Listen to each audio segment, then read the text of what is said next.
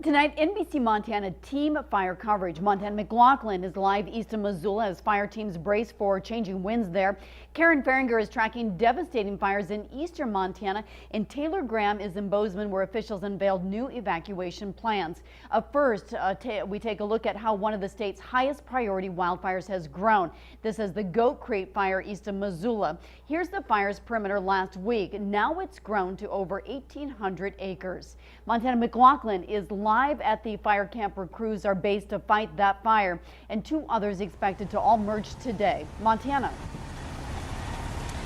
Laura, we are in the thick of it right now. Right around this time of day is actually what many fire officials call the witching hour, because the fire really has the potential to grow. Today we spoke with fire meteorologists and officials who say that if today's shifting wind directions could bring the fire line even closer to homes, making today the most pivotal day yet.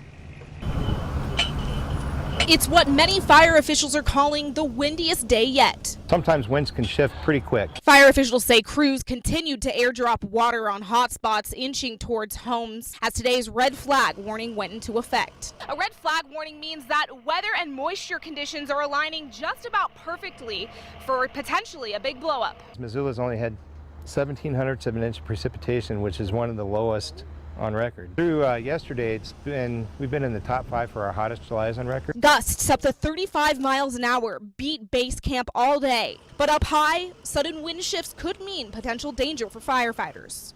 It can move really quickly with a lot of intensity, and firefighters have to get out of the way.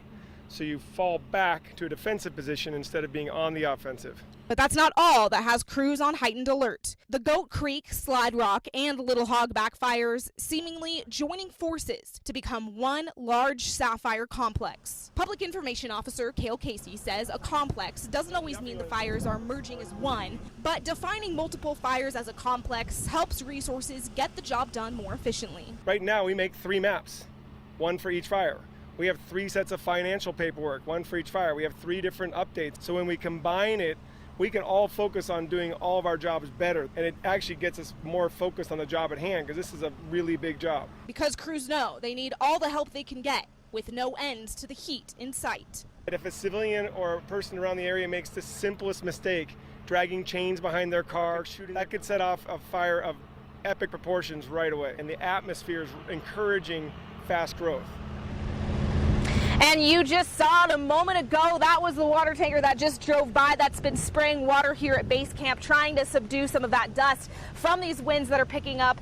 But fire meteorologists say it could be good news tomorrow with just some light winds in the forecast, but Wednesday will be another day to really keep your eye on, with some even possible thunderstorms in the forecast, which could mean new lights. Stay with our severe weather alert team for more on that. Reporting live in Rock Creek, Montana McLaughlin, NBC Montana.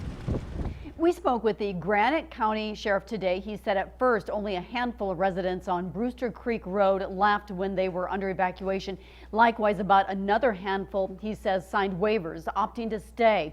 Brewster Creek Road has been under a red level evacuation warning for the last several days, but Sheriff Dunkerson says he's considering bumping them back down to yellow depending on